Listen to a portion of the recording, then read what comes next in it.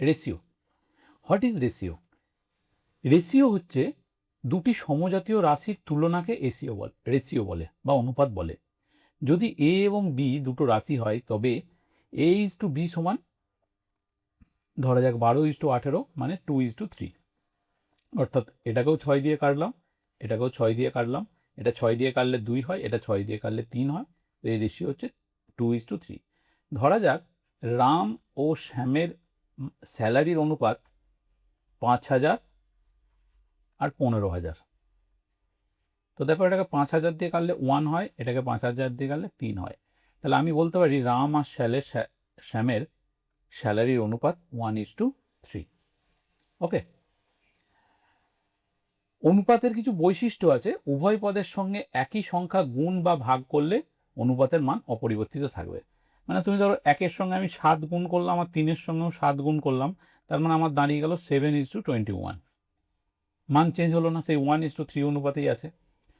অনুপাত সর্বদা সরল আকারে প্রকাশ করা উচিত। অনুপাতের উভয় রাশির একক একই হতে হবে। অর্থাৎ দেখো এখানে 5,000, এখানেও 15,000, দুজনের অনুপাতই কিন্তু টাকা। ওকে। তা আমি ধরে নিলাম দুটো ত্রিভুজ আছে, একজনের ক্ষেত্রফল হচ্ছে 12 স্কোয়ার মিটার, আরেকজনের ক্ষেত্রফল 18 স্কোয়ার মিটার। তাহলে দুজনেরই অনুপাত কিন্তু একক বা ইউনিট কিন্তু এক হচ্ছে। ঠিক আছে। নেক্সট, সমানুপাত। A/B=C/D, মানে একটা অনুপাতের সঙ্গে আর একটা অনুপাতকে কম্পেয়ার করা হচ্ছে, সেটা হচ্ছে সমানুপাত। A/B=B/C সমান এইটার সঙ্গে এটা গুণ হয় আর এটার সঙ্গে এটা গুণ হয়, সেটাই দেখানো আছে। B/C সমান A/D। এগুলো যখন আমরা প্র্যাকটিক্যাল অঙ্কটা করব তখন আমাদের জিনিসটা ভালোভাবে বুঝতে পারবো। নেক্সট, দুটি অনুপাত সমান হলে তাকে সমানুপাত বলে, যেটা আগে হলো। একে লেখা হলো AB=C/D, মানে B এর সঙ্গে C গুণ হয় আর A এর সঙ্গে D গুণ হয়। ওকে। এই যে মধ্যপদ মানে মাঝখানের যে দুটো পদ আছে এই দুটো গুণ হয়, আর প্রান্ত পদ মানে দুটো যে সাইডের আছে এই দুটো গুণ করতে হয়। এখানে তৃতীয় সমানুপাত আছে, চতুর্থ সমানুপাত আছে, গড় সমানুপাত আছে। এগুলো জাস্ট একটুখানি দেখে নাও, এগুলো যখন আমরা অঙ্কগুলো প্র্যাকটিক্যাল করাবো তখন তোমাদের বুঝতে আরো সুবিধা হবে। নেক্সট,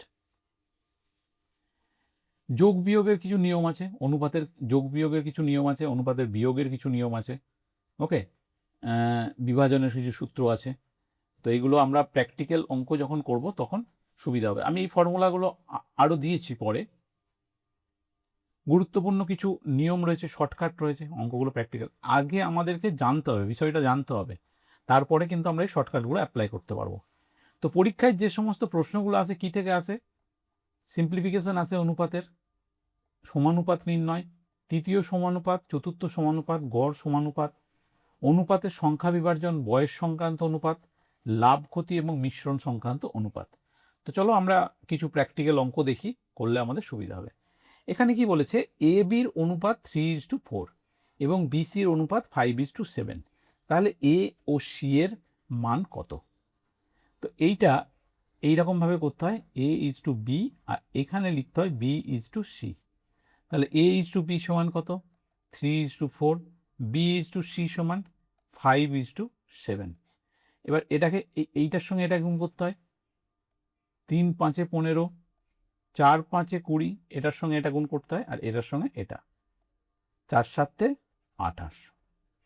তার মানে আমার অনুপাত কত আসছে? 15:20:28। এটা কিসের অনুপাত এলো? এটা এলো A/B/C এর অনুপাত। তো আমাকে কি চেয়েছে? AC-র মান চেয়েছে। তাহলে AC-র অনুপাত কত? 15:28। তো দেখি আমাদের 15:28, সিতে আছে অপশন 15:28। ওকে। নেক্সট, এইটা যদি মনে রাখতে না পারো কোনটার সঙ্গে কোনটা গুণ হবে, একটা জিনিস করবে, দেখো 3:4, তারপরে বিটাকে বি এর তলায় লিখবে, 5:7, এরপরে এই যে লাস্ট সংখ্যাটা আছে তারপরের সংখ্যাটা বসিয়ে দাও, 4। এখানে কি করবে? যেটা আগের সংখ্যা আছে সেটা বসিয়ে দাও, 5। তাহলে দেখো এবার সুবিধা হয়ে গেছে, 3×5 = 15, 4×5 = 20, 4×7 = 28। তাহলে আমার যদি সামনে গ্যাপ থাকে আমি পিছনের সংখ্যাটা বসিয়ে দেবো, আর যদি পিছনে গ্যাপ থাকে তাহলে আগের সংখ্যাটা এখানে চলে আসবে। ওকে। আশা করি বোঝা গেছে। এবার একটা দুটো প্র্যাকটিক্যাল অঙ্ক করলে আরও সুবিধা হবে। নেক্সট,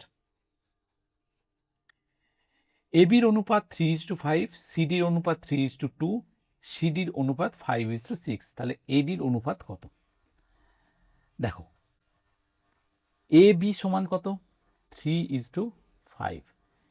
তারপরে সিবি এটাকে ঘুরিয়ে দিয়েছে, তাহলে আমি এটাকে যদি বিসি লিখি, আমি যদি B/C লিখি, তাহলে 2:3 হবে, তাই তো? বি এর মান 2, সি এর মান 3, তাহলে এটা কত হবে? 2:3। সিডি 5:6, তাহলে সি এর তলায় সি লিখলাম, ডি এর তলায় ডি লিখলাম, সি।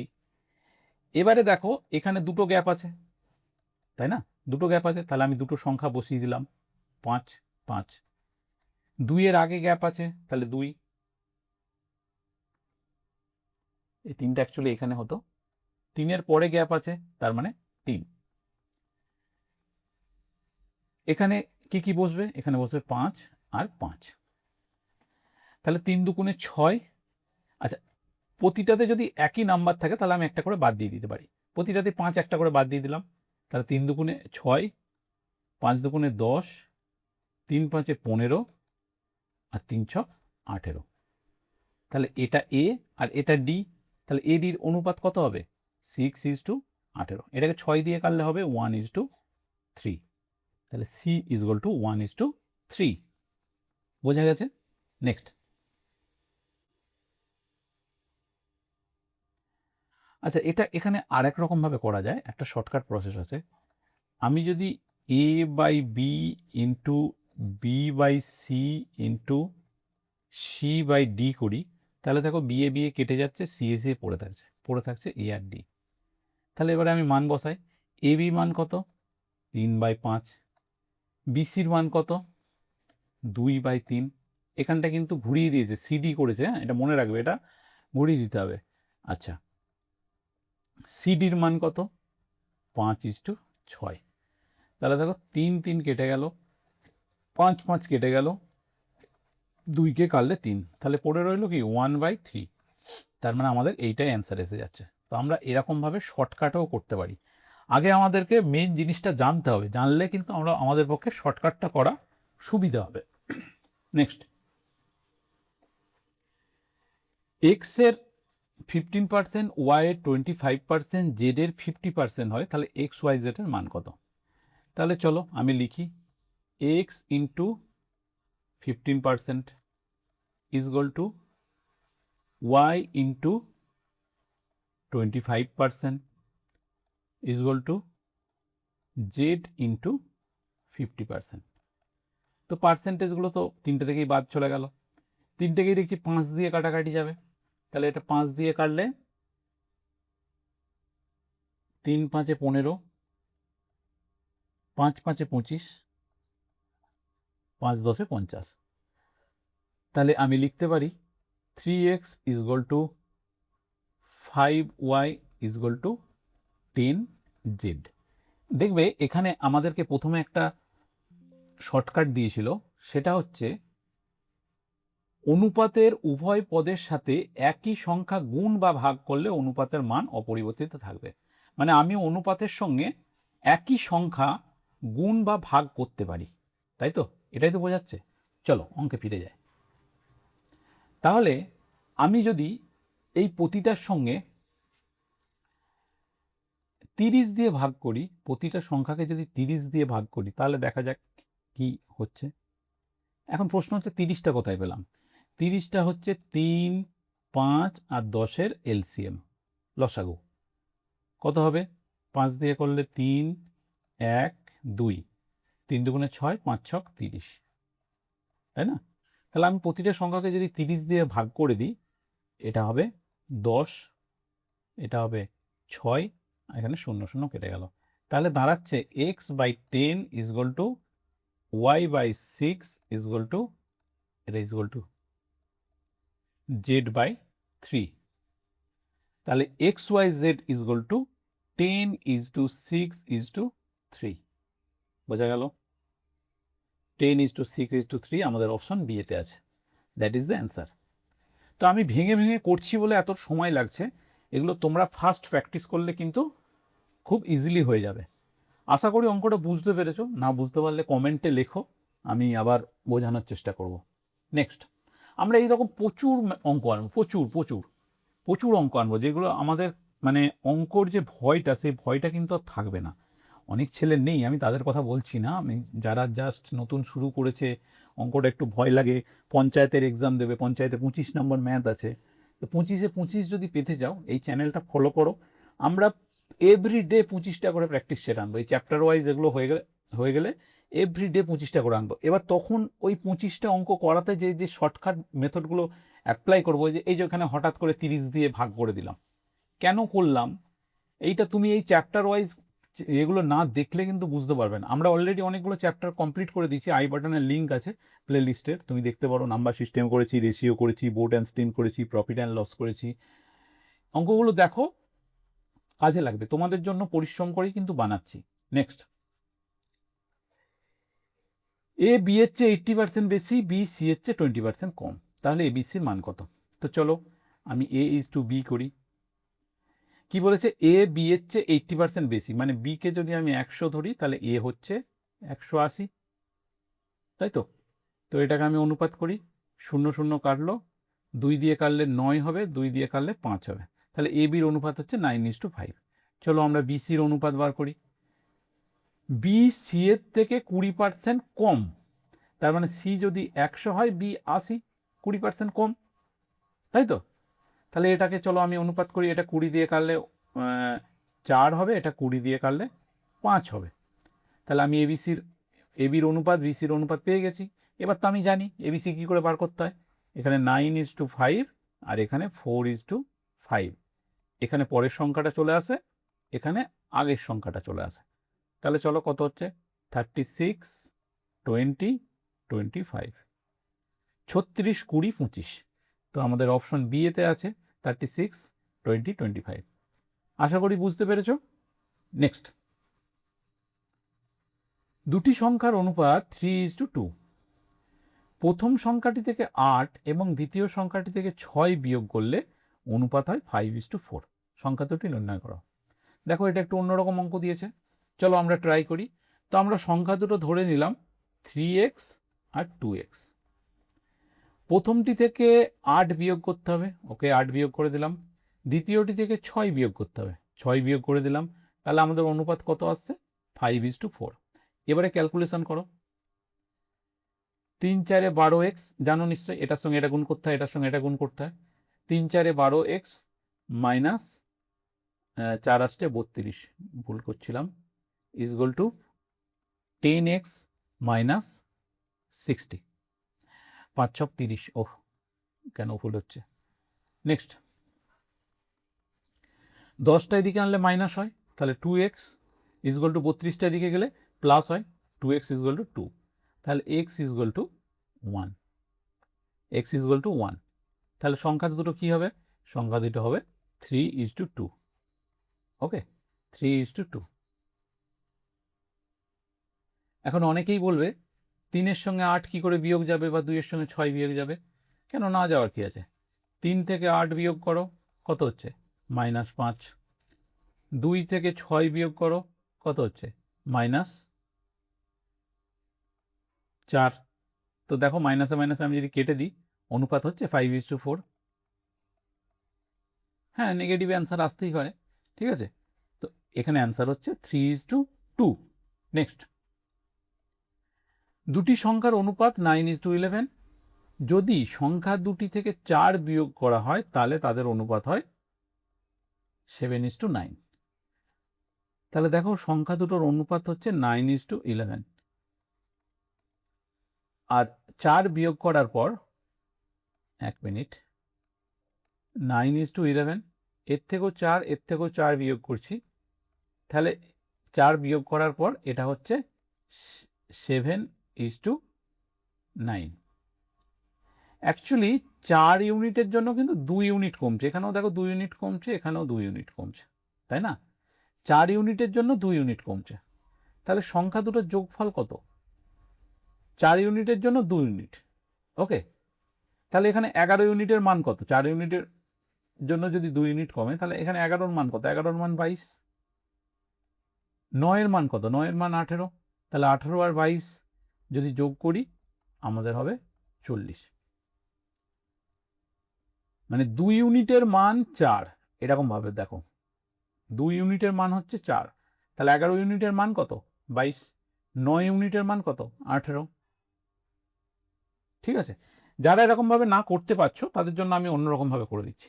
দেখো আমি এটা সংখ্যা দুটো ধরতে পারি 9x 11x, দুটো থেকেই আমি 4 মাইনাস করলাম, মাইনাস করলে কত হবে? 7/9। এবারে 81x, এটার সঙ্গে এটা গুণ করছি, 81x প্লাস না মাইনাস 4 9 36 ইজুয়াল টু 77x। এবার এটার সঙ্গে এটা গুণ করছি, মাইনাস 28। ওকে, তাহলে 81x আর 77x মাইনাস করলে হয় 4x। 4x ইজুয়াল টু, এটা এদিকে এলে প্লাস হয়ে যাবে, প্লাস 36 মাইনাস 28 ইজুয়াল টু 8। তাহলে x মানে কত? 2। এই দেখো এই x মানে 2, এইটা কিন্তু অলরেডি আমাদের বেরিয়ে গেছিলো যে 2 ইউনিট মানে 4, 2x মানে 4, তাহলে x মানে 2, এটা কিন্তু আমাদের অলরেডি এখানে অলরেডি বেরিয়ে গেছিলো। তাহলে এখানে 9x মানে কত? 9x মানে হচ্ছে 18 আর 11x মানে হচ্ছে 22। এবার এই দুটো যোগ করলে কত হবে? 40x, তাই না? যেটা তোমাদের সুবিধা হবে সেটা করবে, কিন্তু এটা একবার দেখে বা একবার করে করা সম্ভব নয়, এটার জন্য তোমাদেরকে বারবার প্র্যাকটিস করতে হবে। আমরা এই চ্যানেলে এই ধরনের অঙ্ক অনেক আনবো, অনেক। সামনে তোমাদের পুলিশ কনস্টেবলের এক্সাম আছে, পঞ্চায়েতের এক্সাম আছে, যদিও নোটিফিকেশন বের হয়নি, রেলের এক্সাম আছে। এই চ্যানেলটা ফলো করো, ম্যাথ একদম ক্লিয়ার হয়ে যাবে। আমরা জিকের ভিডিও আনবো খুব রিসেন্ট, কিন্তু ম্যাথটা আগে দেখো। 4 9 12 এর চতুর্থ সমানুপাতিটি নির্ণয় করো। তাহলে চতুর্থ সমানুপাতি কিভাবে নির্ণয় করে?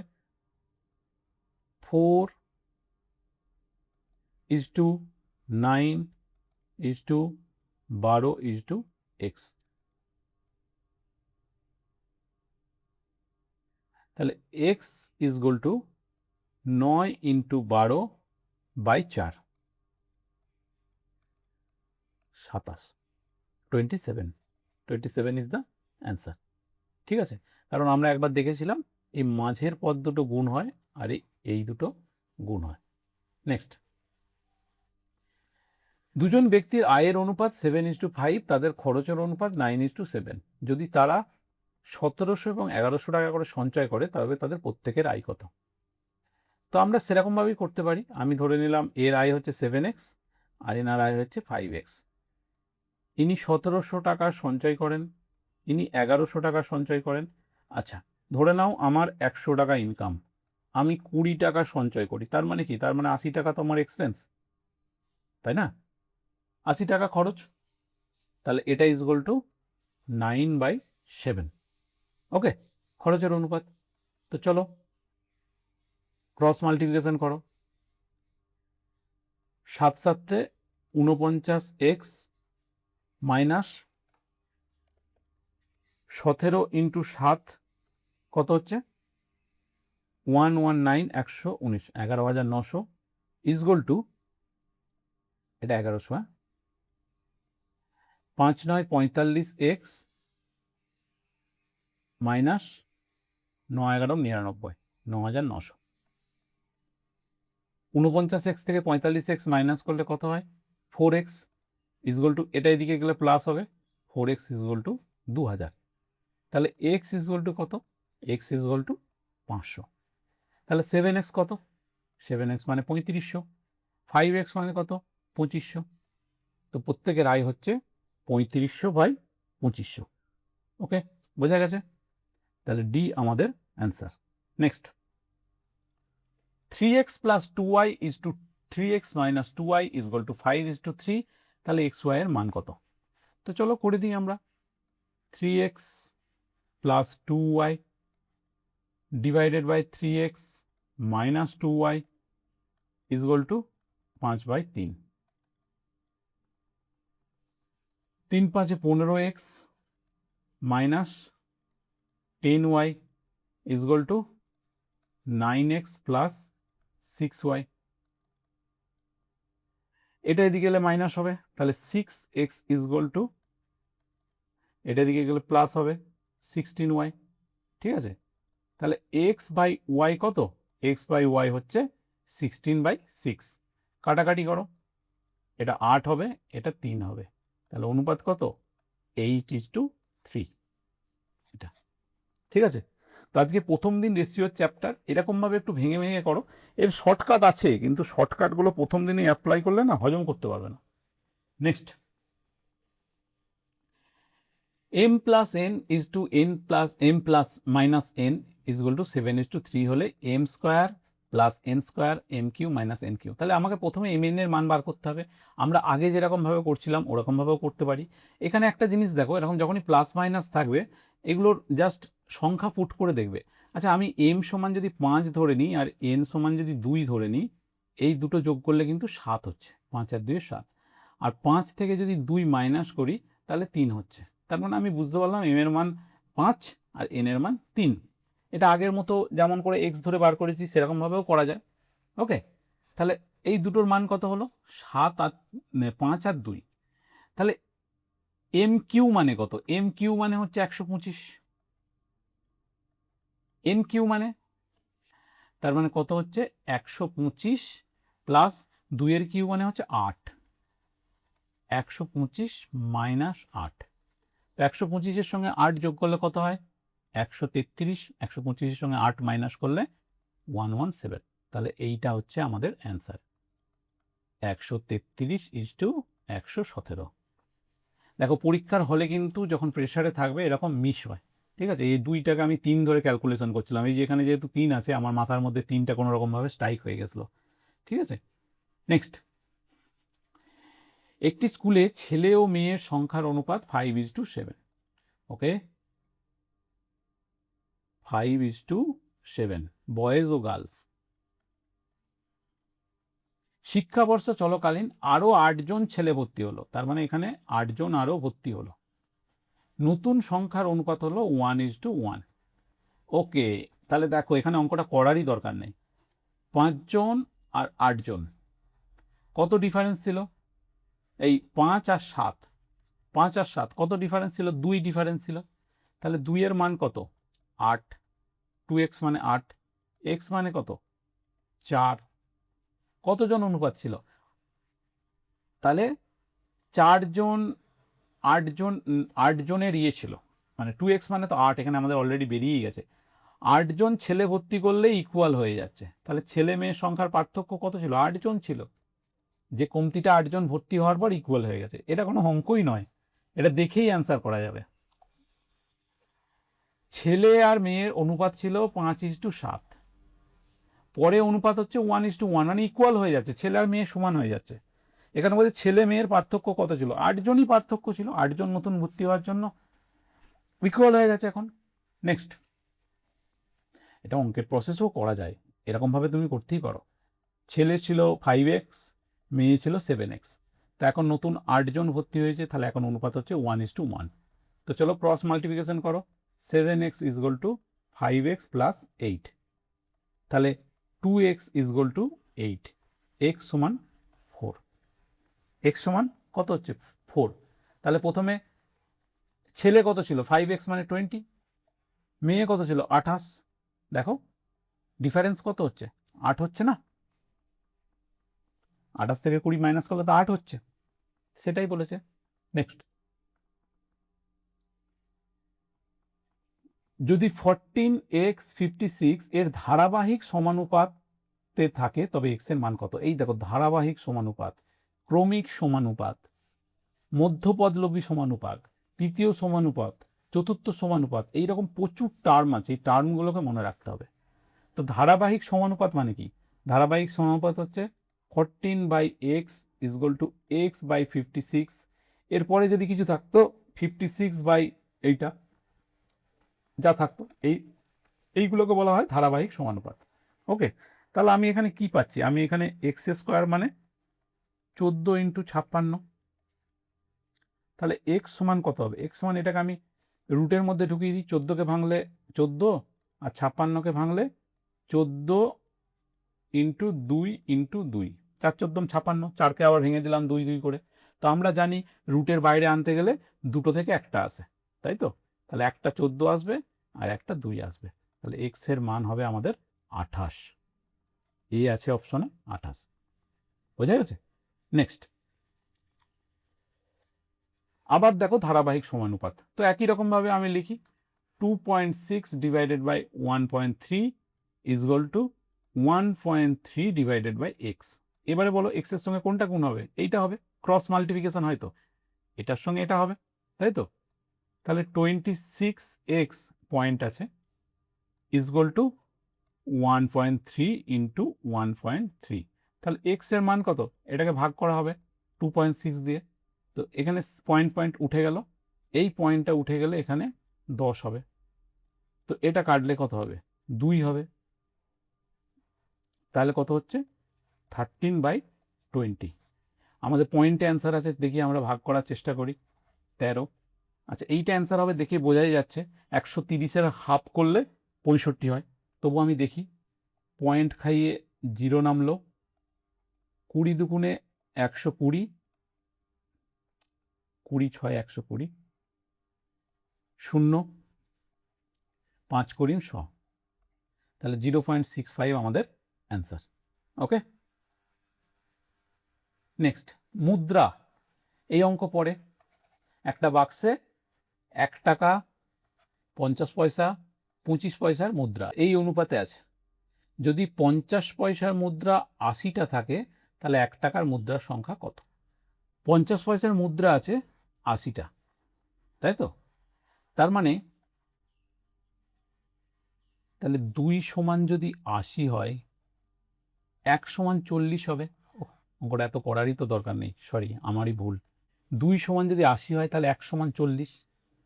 তাহলে 1 টাকার মুদ্রার সংখ্যা কত হবে? 40টা অ্যান্সার হবে, তাই না? নেক্সট, তো এখানে দেখো আমাদের যে ফর্মুলাগুলো প্রথমে তোমাদেরকে দেখিয়েছিলাম সেইগুলোই আরেকবার দিয়ে দিয়েছে। এটা একটা স্ক্রিনশট নিয়ে রাখতে পারো, একটা পাতার মধ্যেই সমস্ত কিছু এসে যাচ্ছে। ওকে, আমাদের চ্যানেলটা যদি মানে মনে হয় যে চ্যানেলটা কোনো উপকারে লাগছে, তাহলে লাইক করো, ইউজফুল মনে হলে সাবস্ক্রাইব করো। এই ধরনের আরও ভিডিও পেতে আমাদের সঙ্গে থাকো। দেখা হচ্ছে আবার অন্য কোনো ভিডিওতে। থ্যাংক ইউ, ভালো থাকো।